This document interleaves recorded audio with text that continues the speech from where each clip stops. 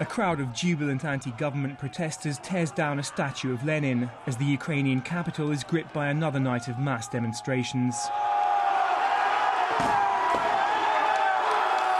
Hundreds gathered to witness this highly symbolic moment, some chanting nationalist slogans, whilst others set about the stricken effigy with metal bars and sledgehammers.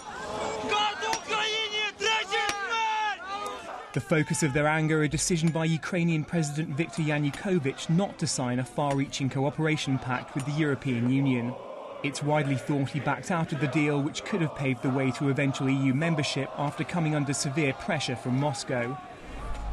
In the largest gathering since this crisis started, hundreds of thousands of opposition supporters flooded Kiev's Independence Square on Sunday. Many waved EU flags and shouted, "Ukraine is Europe."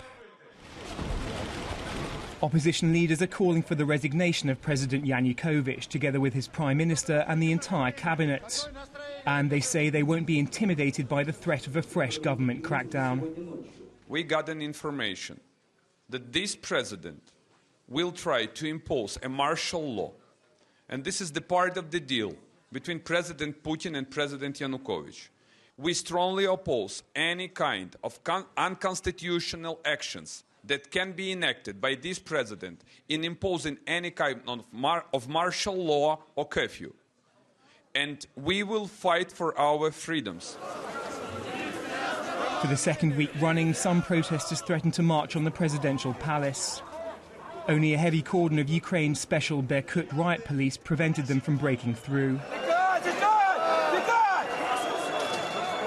In a further development, Russia's state gas supplier Gazprom has accused Ukraine of falling behind with its payments. And some now fear a repeat of 2009, when supplies were temporarily cut off. Speaking a few days ago, Russia's Prime Minister Dmitry Medvedev made it clear he would not stand for continued meddling by his EU counterparts. If our partner foreign ministers go to speak with the leadership and the opposition, that's fine, absolutely normal. But in fact they go right into the heart of political events, to an event that is conducted against the existing rules governing demonstrations.